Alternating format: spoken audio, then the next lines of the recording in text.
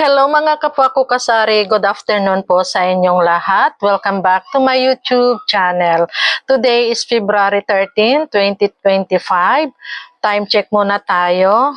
Ayan, 1:43 na ng hapon. So, napakagandang magyaw-yaw ngayon kasi alam naman natin kapag ganitong oras is walang masyadong bumibili. So, ngayon, ang gusto kong i-share na naman or iyaw-yaw sa inyo mga kapwa ko kasari at sa mga nagbabalak dyan na magtindahan ay ito, napaisip ako or talagang gumawa ako ng aking listahan. Ayan. Ito yung ginawa ko kanina habang ako ay nagbabantay kaninang umaga kasi ako ang nakatoka dahil wala si Mister. So ngayon ko lang ito maiyaw-yaw sa inyo kasi alam naman natin kapag sa umaga ay busy-busyhan din tayo. So ngayon, ang aking iayaw-yaw sa inyo bilang isang tindera, marami tayong nai-encounter na ugali ng ating mga customer. So siguro ang dami-dami nating napapansin na yung mga ugali, iba't ibang ugali ng ating mga customer. So talagang ako ay may naisip yata ako dito. Nilan ba itong aking nagawa dito? 10 yata, oo. 10 itong aking naisip pero bahala na kayong magdagdag mga kapwa ko kasari. Comment down below na lang pagkatapos kong magyaw-yaw at nai-upload ko na itong video na to. Baka mayroon pa akong hindi nasabi or kulang sa aking mga nasabi. Pero ito lang talaga yung mga naisip kong naobserbahan ko dito sa aking tindahan. So sa tinagal-tagal na akong nagtitindahan, marami na talaga akong na-experience na ugali ng mga bumibili. So first na aking napansin, ito ay, ewan ko kung na-experience nyo din ito. Ito yung bibili, ayan, na may hawak-hawak na cellphone. Tapos sasabihin na pabili. Siyempre, bilang isang tindera, tatanungin naman natin kung ano yon. Tapos, hindi na yan sasagot, nakakonsentrate na sa cellphone, pindot ng pindot, ewan ko kung may ka-text or what, ewan na lang natin. Basta, wala siyang hindi siya nakakonsentrate na bumili. Siyempre, bilang isang tindera, tatanungin natin sa isang beses, pangalawang beses, pangatlong beses na pagtanong, medyo may sipa na yung tanong natin. So, siyempre, mapapalakas na yung boses natin. So, ano yon? Siyempre, yun ay sasagot na siya. Siyempre, sasabihin na niya, for example, ang bibilhin niya is cigarette. Ayan. So, sigarilyo nga po. So, siyempre, magtatanong na naman tayo, anong kulay? Red or white? 'Di ba? Karamihan naman kasi sa ating mga paninda na sigarilyo is may pula, may puti. So, yun talaga yung yung na-experience na hindi siya nakakonsentrate, nakafocus sa cellphone, ganyan. So, syempre tayo nakakailang ulit na tayong magtanong, hindi pa rin nasagot, kaya medyo nalalakasan din natin ang ating boses. Tapos pag naibigay na natin, ayan, siyempre susuklihan natin yung pera niya, ayan, kukunin, pagkatapos magpipindot-pindot na naman, aalis na parang wala sa sarili, ganyan. Tapos biglang babalik sasabihin sa'yo na ate ko lang yung bariya. Ayan. So, mapapaisip ka talaga, mapapakunot noo ka talaga. Ganyan. So, na customer complaint na nga lang tayo, na istorbo pa kasi marami tayong katransaksyon. Ayan, siyempre uunahin na natin siya kasi nga sinabing kulang yung bariya natin. So, paano na yung sabay-sabay na dumating? Siyempre, istorbo din yon, natambakan na nga tayo ng customer. May customer complaint pa tayo. So, isa yan sa aking napansin dito sa aking tindahan at wait lang at may nabili. So, pasensya na mga kapwa ko kasari kasi speaking of sigarilyo, may bumili lang ng isang stick na Marvel's Green. So, ayan, yun yung first na talagang naobserbahan ko dito sa aking tindahan. So, pangalawa is yung customer na mahilig maghanap ng wala sa ating tindahan. So, siguro, mga kapako kasari, hindi lang naman siguro ako ang nakaka-encounter ng ganitong ugali ng customer. Hayan, yung bibili sa dinami-dami ng ating mga paninda, for example, bibili siya ng sardinas, sabihin na lang natin na sardinas. So, pabili nga po ng alin, sardinas. Anong sardinas? Youngstown ba? Green na Youngstown? Red na Youngstown? Masabi mo na lahat ng klase ng paninda mong sardinas. Pero ang hahanapin sa'yo is yung wala. Siyempre, mapapakunot noo ka na naman or talagang yung mga wrinkles mo magsisilabasan mga kapako kasari. So, isa pa, ayan, magkahanap sila ng sitcheria, for example, sitcheria. So, sasabihin mo, sitcheria nga po, ituturo mo naman yung sitcheria section mo. Sa kapipili, yung hinahanap niya is wala na naman sa'yo. Sa dinami-dami ng panindang sitcheria, yun pang wala talaga ang hahanapin. Ayan, so yan yung talagang mga customer na talagang mapapaano ka na lang, hindi mo alam kung maiinis ka or pero wala naman tayong karapatan na magalit. Magalit man tayo, sa loob-loob na lang natin kasi may kasabihan nga na customer is always right. So, tayo na lang ang mag-adjust, konting pasensya na lang kasi pinasok natin itong business na to. So, alam natin na may mga ganong ugali talaga ng customer, yung maghahanap na wala sa'yo. So, ayan mga kapako kasari, aking ipagpapatuloy. Akala ko bibili, huminto lang pala siya, may hinihintay na kasama kaya ako ay napahinto. Ayan, so ang hirap magyaw-yaw kapag nag-vlog ka, baka marinig nila yung mga pinagsasabi natin, tapos ikakalat na, oy si ganun nag-vlog. So, iniiwasan ko yun mga kapako kasari. So, pangatlo, ito ay yung mga bata naman. Ayan, so kahit sabihin natin na yung mga bata, ay sila yung nagbibigay liwanag or ano ba sa ating tindahan. So, totoo nga naman. Pero kung minsan, may mga iba din naman na makukulit. Ayan.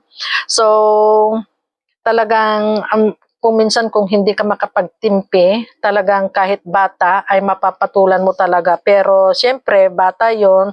So, talagang kunting pasensya talaga. So, may bata na alam niyang may ka-transaction ka, kunwari ikaw ay naglo-load, ayan, tapos dumating yung bata, bibili. Palaging sasabihin na, pabili, hindi lang yata 10 beses na sasabihin, bibili, kahit sabihin mo ng, wait lang, ginaganon mo lang, so mamaya, hihinto naman, wala pa yatang 1 minute, pabili, so hindi mo alam na maiinis ka or mapapa-smile ka na lang kasi ang hirap naman na pagalitan mo yung bata na may katransaksyon kang iba, baka mamaya sabihin nilang masungit kang tindera. So, may mga ganun talaga yung mga bata na yung makukulit ba, kahit sabihin mo na wait lang, ginaganon ko na lang kung minsan para bang ako na lang yung kumbaga ako na lang yung sumusuyo sa kanila. Ayan, baka mamaya magsumbong pa sa nanay. Ang sungit naman ng tinderang yun, sinigawan ako. So mamaya baka susugod yung nanay. Kaya tayo talagang bilang isang tindera, ayan, habaan lang natin yung ating pasensya. So, pang-apat na aking isinulat dito sa aking mahiwagang notebook ay yung kunwaring bibili ay uutangin naman pala. So, sa inyo mga kapako kasari, naka-encounter na ba kayo ng ganitong ugali ng customer? Ayan. Dito sa aking tindahan palagi. Ayan, palagi lalo na yung mga kapitbahay, ganyan. So, hindi mo talaga maiiwasan yung kunwari bibili. Ayan, so bibili, may i-advance naman siya. Kunwari, bumili siya ng worth of 100 pesos or 110 pesos. Ayan, ang ibibigay lang sa'yo is yung 100. Balance ko na yung 10 pesos. So, ang hirap yung ganun, mga kasari, yung mamaya, yung 10 na yun is kahit sabihin niyang ibabalik niya, huwag mo nang asahan, iilan na lang yung ganung customer na sasabihin na ibabalik, pero magbilang ka ng ilang weeks, naka isang buwan na, hindi pa naibalik. Tapos pag i-remind mo sa kanila, kunwari, nagka-amnesia, ayan, ay, oo nga pala, nakalimutan ko, ganyan, ganyan. So, ang daming dahilan. So, sa mga baguhan pa dyan na nagtitindahan na pumasok sa ganitong business, ayan, kung maaari lang sana hanggang sa umpisa pa lang, sabihin nyo na lang na huwag ka nang magpautang or para masanay yung tao na hindi na sila uutang sa iyo. So kasi alam na nila na talagang sa una pa lang na pagbukas mo ng tindahan is sinasabi mo nang hindi ka nagpapautang. Ang hirap yung ganun mga kapako kasari, yung palaging may balance. Wait lang. So, aking ipagpapatuloy mga kapako kasari, speaking sa mga bibili tapos utangin lang pala. Ayan, so kagagaling ko lang dyan sa aming mini hardware. May customer akong bumibili ng tornilyo. Kumuha siya ng 4. Kulang yung pera niya. Sabi niya ibabalik daw niya. So hindi ako pumayag mga kapako kasari kasi yung sasabihin niyang ibabalik niya, wala na yun kasi lalo na hindi ko kabisado yung tao taga dito sa amin pero sa looban siya, kumbaga hindi ko na siya kabisado mga kapako kasari. So yun yung mga ugali ng customer. So pag binigay ko yung tornilyo na yun, magkano yung balance niya, 30 pesos, sabi niya ibabalik niya. Hindi ko na inaasahan yung mga kapako kasari, lalo na't hindi ko siya masyadong kakilala. Kahit sabihin mo pang taga dito sa amin, ayan, mahirap magtiwala. So, kung hindi na naibalik yung 30 pesos, malaking kawalan na yun sa akin bilang isang tendera. So, saan na ba tayo? Ito, yung pang-5. Ito yung na-observe kong ugali ng customer. Itong pang-5, yung tudo sigaw kung makabili. Ayan. Tudong makasigaw kung nang pabili, tapos magpapabarya lang pala. So nakakainis yun yung mga ganong ugali ng customer. Mga kapako kasari, yung may ginagawa ka, ayan, tapos pabili, ang lakas ng boses niyang sigaw ng pabili. Siyempre ikaw naman bilang isang tendera, gusto mong makabenta, dali-dali ka namang lumabas, ayan. Yun pala, todo hawak yung pera niya, ayan. Magpapabarya lang pala mga kapako kasari. Ayan, bibili lang ng isang pirasong sigaret or pang 10 pesos lang na items, tapos ang pera niya is 1,000. So, ang hirap ng, ngayon, ang hirap ng barya, tapos ganun lang. So, siyempre, maiinis ka na hindi mo, todo, isang stick lang ng sigarilyo lang pala, tapos ang pera niya, 1,000. So, ang bibilhin lang niya is isang stick worth of 7 pesos. So, aking ipagpapatuloy mga kapako kasari, pasensya na kayo kasi nadidistract ng aking pag-vlog. Ayan, may lumapit sa akin, humihiram ng 600, pambili daw niya ng balot, panindan niya dyan sa Patay. Pero iprinamis naman niyang ibibigay din niya bukas ng umaga. So sabi ko, ibigay mong ibigay kasi kailangan ko din. So ang hirap din kasi yung yung sasabihin nila yung gano'n na pamumuhunan sa pagtitinda, ganyan. So para wala na lang silang masabi, ayan, pinagbigyan ko mga kapako kasari kasi wala namang ibang-iba sa akin. Pero kahit sabihin na natin na kamag-anak natin, sila pa rin yung mahirap singilin. Ayan. So, ayan mga kapako kasari. So, saan na ba tayo? Ayan, itong kung makasigaw, akala mo rinig ng buong barangay yung pagsisigaw niya mga kapako kasari. Tapos pag pinuntahan mo, ang purpose lang pala niya is magpapabarya. So, bibili naman siya, kaso ang pera niya is 1,000. Ang bibilhin lang niya isang stick ng sigarilyo. Magkano lang ang isang stick? 7 pesos.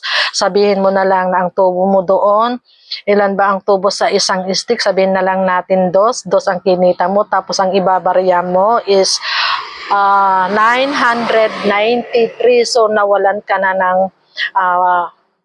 panukle mga kapako kasari. So, yun ba yung mga customer na kahit sabihin mo na lang na kung minsan talagang inaamin ko din kapag isang items lang yung bibilhin niya, tapos wala pang 10 pesos yung bibilhin niya, sinasabi kong wala na lang akong panukli mga kapako kasari. Kasi ang hirap ng panukli ngayon kung napunta na sa kanya lahat yung panukli. Kahit sabihin pa naman natin na, ay sayang, nakabenta sana ako ng isang stick. Pero yung ipanukli mo, malay mo mamaya yung susunod mas marami ang bibilhin, wala ka ng panukli. So, yun talaga yung mga ugali ng tumer. Mas mabuti pa siguro na sabihin na lang niya ng pabarya, isigaw na lang niya ng pabarya para sabihin mo na rin huwag ka nang lalabas na wala. So, mas mabuti pa rin siguro yung ganon. Ano mga kapako kasari, wait lang. So, next na aking na observe na ugali ng tao or yung customer is yung makakalimutin kung ano yung bibilhin niya. So, ito ay ito ay talaga siguro namang may mga ganong tao na or customer lalo na kapag bata yung inutusan mo. Ang inutos pala sa kanya is asin, ang binili niya is asukal. So, may mga ganong klase ng customer, lalo na sa mga bata. Makakalimutin ba yung ganon? So, ibabalik sa'yo. Lalo na kapag nakakainis din kung minsan yun, lalo na kapag may ginagawa ka, siyempre pabili, siyempre lalabas ka. Tapos, pabili nga po ng ganito. So, ikaw naman, bilis-bilisan mo din kasi nga ikaw ay nagluluto, ganyan. So, ibibigay mo na, wala pang 1 minuto or 2 minutes, bumalik, tao po, bilis-bilis ka na namang kasi nga ikaw ay nagluluto, yun pala is isosoli niya yung binili niya kasi nga mali yung binili niya. Asin pala yung pinapabili. So may mga ganong customer, pero ito ay common lang naman. Lahat naman tayo ay may mga items na nakakalimutan din natin, pero kung minsan, lalo na kapag ikaw may ginagawa, ay nakaka-irrite din, lalo na kapag yung ipapalit niya na item sa'yo is wala sa'yo. Siyempre, ibabalik nila sa'yo yung paninda, i-refund mo rin yung pera sa kanila, na istorbo ka pa sa trabaho mo mga kapwa ko kasari. So, yun yung pang-6. Ayan. At ang pang-7 ay wait lang, may nabili. So, ayan, may bumili lang. So, pang-7, ayan, ito ay bata naman. Yung bang pabili po, di siyempre ikaw, ano yon? Pero ito ay bata, kadalasan bata itong ito yung gumagawa. So, magtatanong sa'yo, tanong ng tanong, magkano to? Magkano po ito? Di siyempre, ikaw naman sagot ka ng sagot. Ayan, mamaya iba na naman yung nakita niya. Magkano po ito? Sasagot ka na naman. So, sa kapipilin niya, siyempre hindi ka makaalis-alis kasi nga ang alam mo is bibili. Ayan, saka lalo na sa akin, yung mga paninda kong mga candies is nandyan sa labas. Siyempre, naaakit siya sa mga paninda ko. So, siyempre, tanong siya ng tanong ng, hindi ka makaalis-alis kasi nga binabantayan mo siya. Ayan, tapos baka bibili, ganyan. So, tanong siya ng tanong kung magkano ba yung mga paninda mo sa labas. Ang end, hindi naman pala bibili.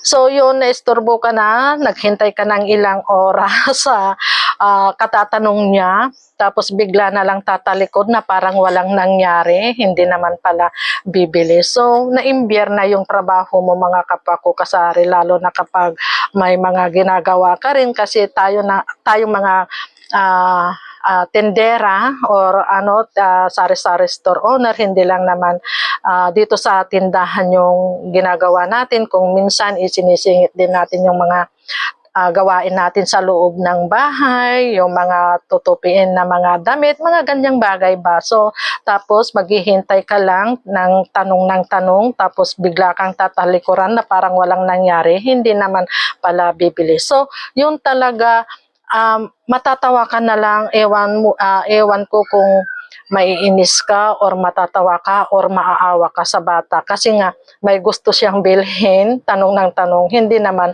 pala bibili. So, pang-siyam na aking isi-share sa inyo ay yung bumili, kulang yung pera. Ayan. So, ako mga kapwa ko kasari, ayan, may signage na ako dyan sa labas na bawal ang utang, bawal ang kulang, maliit lang ang puhunan. Pero useless mga kapwa ko kasari yung idinikit ko dyan or inilagay ko na signage dyan sa harapan. Kasi nga, mayroon din yung umuutang na hindi mo mahindian kahit sabihin pa natin na hindi ako mayroon din ako talaga yung pinapautang pero pinipili ko lang. Mayroon din naman yung umuutang na totally na sinasabi kong hindi ako nagpapautang. Pero itong bawal ang kulang, kalimitan ay yan ang nangyayari sa akin. Ayan. Mas marami yung bibili tapos kulang. Ayan, lalo na sa gasolina kasi nagtitinda rin ako ng gasolina mga kapwa ko kasari. Ayan, for example, ito ay ang bentahan ko kasi ng isang bote na gasolina or gas dito sa amin is 62 pesos. So, bali ang tubo ko lang doon is 8 pesos. So, syempre yung iba magbabayad sila 60 lang. So, ay kulang. Ang alam ko kasi is 60 lang, kulang ng do. So, syempre, pagbibigyan mo kasi ang alam nga daw niya is 60. So, kulang siya ng dos. Pagbalik na naman niya, magpapalipas lang yan ng 2 araw or 3 araw, is bibili na naman, kulang na naman. Tapos sasabihin niya, ang alam ko kasi 60 pa lang. So, syempre, ikaw na bilang isang tindera, namumukhaan mo naman siya na nung isang araw ay may kulang na naman, tapos bibili is kulang na naman. Syempre, i-remind mo siya, nung bumili ka may kulang ka na naman na dos, tapos ngayon may kulang ka na naman. So, hindi na pwede, kung gusto mo kalahati na lang. So, ganun ang ginagawa ko mga kapwa ko kasari, kasi pag nasanay na sila sa kulang, palaging kulang, magkano lang naman ang tinutubo natin, 'di ba? Sa tuwing bibili siya is kulang. So, saan, magkano lang naman ang tinutubo natin sa mga ganitong items, bilang isang tindera naman, hindi naman tayo masyadong malaking magpatong, diba? So, yun yung mga naobserbahan kong tapos pag i-remind mo ulit na may kulang ka sa ganito, kunwari, ay, oo nga pala, ganito, oo, ay, tapos magbabalance na naman siya. So, yun yung mga ugali talaga ng mga customer na bibili tapos palaging may kulang. So, yun talaga ang iwasan natin. So sa mga bago-baguhan or nagbabalak magtindahan or pasukin itong sari-sari store business, ayan, ito yung mga talagang naoobserbahan naming ugali ng mga customer, itong mga ipinagyayaw-yaw ko sa inyo ngayon, mga kapako kasari. So, kung may dagdag pa kayo na hindi ko naisulat dito sa aking notebook, mga kapako kasari, at sa mga nanonood dito sa aking vlog ngayon, ay paki-comment down below na lang pagkatapos kong mai-upload itong video na to, para mabasa ko rin, ay siya nga pa, ay oo nga pala, hindi ko na idagdag yun kasi wala na rin siguro talaga sa aking isip. So, itong isinulat ko dito is based lang sa aking karanasan, yung mga na-encounter kong ugali ng aking customer dito sa aking tindahan. So, ito lang muna mga kapwa ko kasari ang aking maisishare or naiyaw-yaw sa inyo ngayong hapon ng Huwebes. Ayan, ang gandang magyaw-yaw ngayon kasi hindi masyadong mainit, medyo malamig ang panahon ngayon dito sa amin mga kapako kasari. So yan lang, happy selling na lang po sa ating lahat. God bless us and bye! Thank you for watching. Sharing is caring.